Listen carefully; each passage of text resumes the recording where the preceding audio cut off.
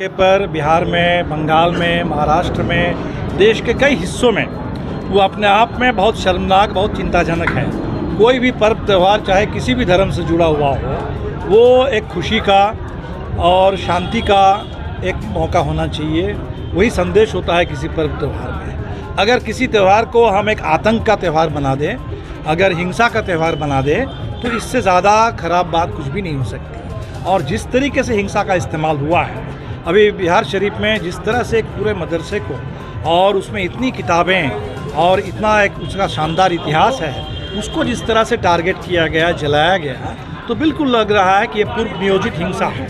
और बिल्कुल इसके तुरंत बाद ये घटना घटती है और अमित शाह चले आते हैं, देश के गृह मंत्री बिहार में, और आकर के अगर शांति की अपील करते तो एक बात समझ में आती कि बिहार में ऐसा हुआ। आप होम मिनिस्टर हैं, सीधे राजनीति की बात की, सीधे उन्होंने चुनाव की बात की कि इसके आधार पर हमें 24 में पूरी सीटें दे दीजिए, आप 25 में बिहार में बीजेपी की सरकार बना दीजिए।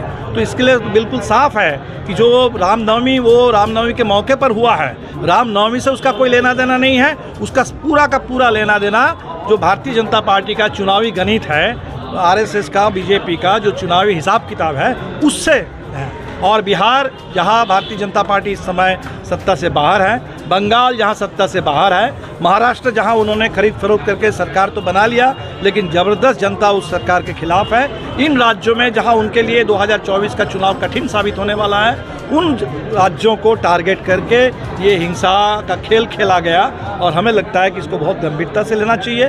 और हम नीतीश जी से भी बिल्कुल कहेंगे कि बिहार सरकार गंभीरता से इसको ले। ये जो राजनीतिक साजिश के तहत इस पूरे रामनवमी का इस्तेमाल किया गया और रामनवमी को एक इस तरीके से हिंसा फैलाने के लिए, लोगों को आतंकित करने के लिए, बिहार के पूरे ताना बाना को तोड़ने के लिए इस्तेमाल किया गया, हमें लगता है कि ये बिल्कुल साफ़ होना चाहिए।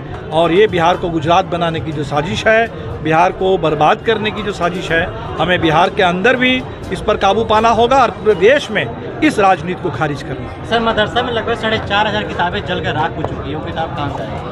बिल्कुल, 110 साल पुरानी किताबें थी। बिल्कुल हम वही करें कि इतिहास और इस तरह का ऐतिहासिक धरोहर जहां हमारी पूरी विरासत है, अभी हमने जो सुना इसके बारे में, पूरे मदरसे के बारे में, तो बिल्कुल ये हमारे बिहार का, हम करें कि वो हो सकता है मदरसा है।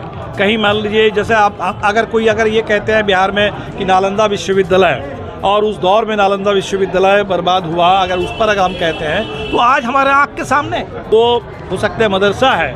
कहीं मान लीजिए जैसे अगर ये कहते हैं बिहार में कि नालंदा विश्वविद्यालय, और उस दौर में नालंदा विश्वविद्यालय बर्बाद हुआ, अगर उस पर हम कहते हैं, तो आज हमारे आँख के सामने आप एक मदरसे को बर्बाद कर रहे हैं, जहाँ पढ़ाई होती है, जहाँ ज्ञान की चर्चा होती है, जहाँ लोग आते हैं, इतनी किताबें हैं, तो हमारी संस्कृति का जीता जागता एक केंद्र है।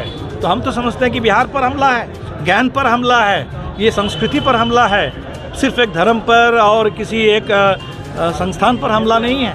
और इसी रूप में बिहार को लेना होगा।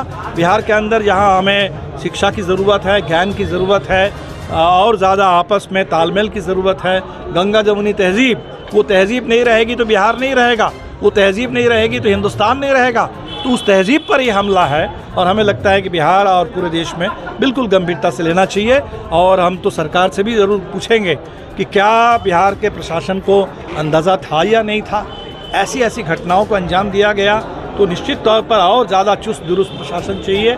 और बिल्कुल जैसा ऐसी घटना घटी है, वहाँ ये साफ संदेश देना चाहिए, और उस घटना के आधार पर अमित शाह जो राजनीति करने आए हैं, उस राजनीति को करारा जवाब देना चाहिए। सर, मस्जिद के सामने जहाँ पे भगवा झंडा लहराया गया, तो वहाँ पे मात्र 3 प्रशासन तैनात था। वहाँ पे 2-3 महिला पुलिसकर्मी, एक और पुलिस वहाँ पे तैनात था। हालांकि वो तीनों भीड़ देखकर वहाँ से भाग निकले। उसके बाद से दंगाई मस्जिद में घुसकर मस्जिद में तोड़-फोड़ किए हैं, ऊपर भगवा झंडा लहराया। इस पर क्या कहना चाहेंगे? तो बिल्कुल हमें लगता है कि जो कुछ हुआ है ये तो बेहद शर्मनाक है और चिंता की बात है, और ऐसी घटना दोबारा ना घटे।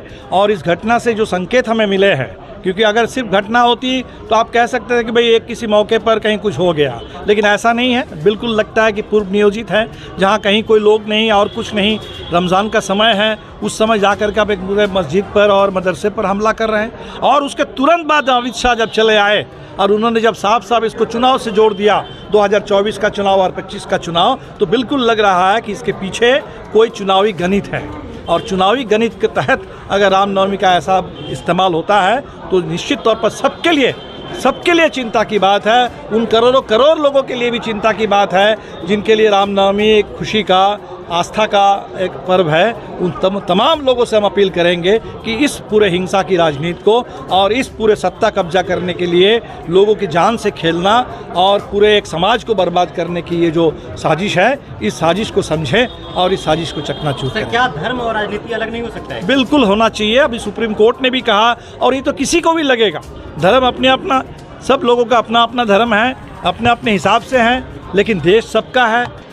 तो आपने सुना भाकपा माले के सचिव दीपांकर भट्टाचार्य के द्वारा इस परिचर्चा में क्या कुछ कहा गया है। उन्होंने सीधे केंद्र सरकार पर निशाना साधा है और हम आपको बता दें कि इस परिचर्चा में भाकपा माले के तमाम नेतागण, तमाम लोग मौजूद रहे और उन्होंने सीधे देश में बढ़ रही सांप्रदायिक हिंसा को लेकर सरकार को घेरा है और साथ ही साथ उन्होंने बिहार मॉडल की बात की है। तो इस बिहार मॉडल में क्या कुछ खास होने वाला है, तो इस रिपोर्ट में बस इतना ही। बाकी के लेटेस्ट अपडेट के लिए बने रहे हमारे चैनल TD न्यूज़ के साथ। अब तक हमारे चैनल को लाइक और सब्सक्राइब नहीं किया है तो इसे जल्द से जल्द लाइक और सब्सक्राइब कर ले।